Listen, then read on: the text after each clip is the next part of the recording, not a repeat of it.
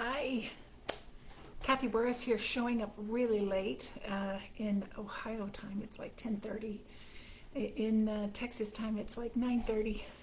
But it's late enough that I'm really tired. It's been a very full day with family, and I titled today "Family and Flowers" because my green hope has been just full up and running over with family and flowers. Today I got to have lunch with my mother and father and my mother-in-law, and we don't get to do that very often. Our parents have been good friends for a very long time, but we haven't got to just be with both of them at the same time, and so that was a fun treat as we sat there and listened to them talk and share their stories.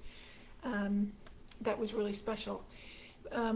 We got to spend the evening with my brother-in-law and his son and wife and two grandsons, and got to enjoy their presence and a lot of pizza. And that was just fun reconnecting. We just don't see them near often enough.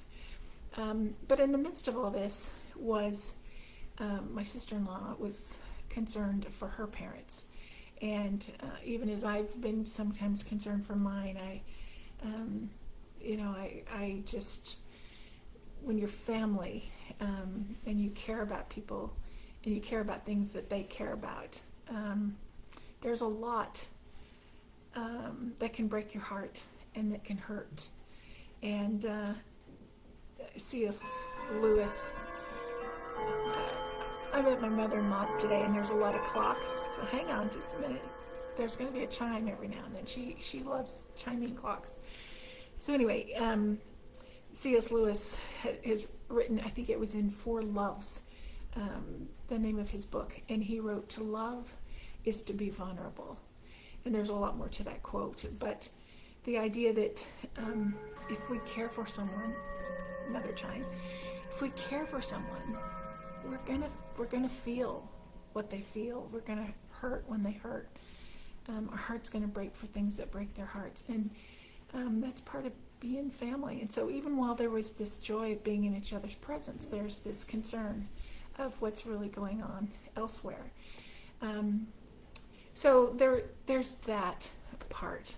But not just family, but there's also flowers. My mother-in-law has flowers all over, and hopefully I'll show you some tomorrow. But she lives in an independent living cottage, and she has flowers in her back patio and in her front patio, and it's just lovely. She just loves it, and it brings such joy. And tonight when we went out to my brother-in-law's place, there were also flowers in a yard that they've been crafting again in a new way. And one flower really stood out, and I'll share a picture of it below. And it was a yellow hibiscus. And the reason it stands out is because it was one of Leisha's favorite flowers, and I have never been able to get a hibiscus to grow back again a second year.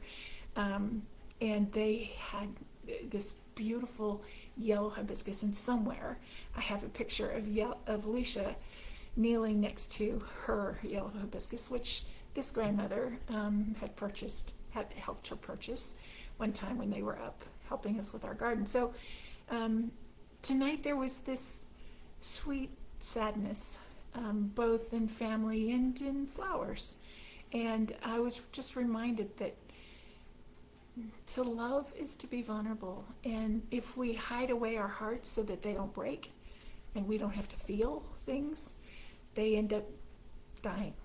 They end up being unbreakable because nothing can penetrate them. But to really love and to know and be known, to share beauty and joy, even as we share the sadness and sorrows and the hard things, is to be vulnerable and to be aware that some things are bittersweet. And today was full of a lot of sweetness and a little bit of hard stuff, and it's okay. And the chimes in this room just remind me time goes on, and yet it's beautiful. And I'd rather be vulnerable and have loved than to not feel all the feels that I have.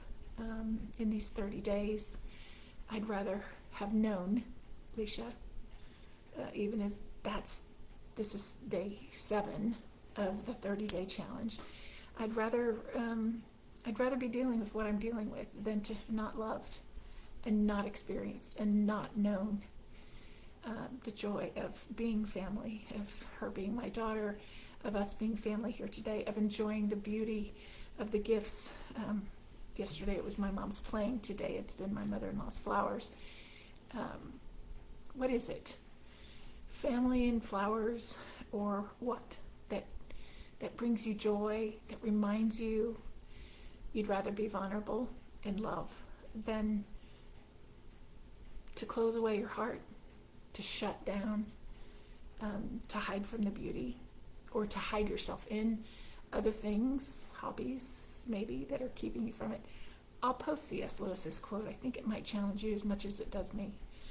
But it's late. I can tell I'm tired. You can probably tell that too. So I just wanted to make sure that I didn't miss a day, and that I shared with you a little bit about this day and what it taught me and what it reminded me of. So I choose to love, and I choose for it to hurt sometimes. I'd rather have known love than not to have known it at all. So how about you? I'd love to hear from you in the comments below. What's showing up for you in these 30 days of green hope? Let me know. Talk to you later.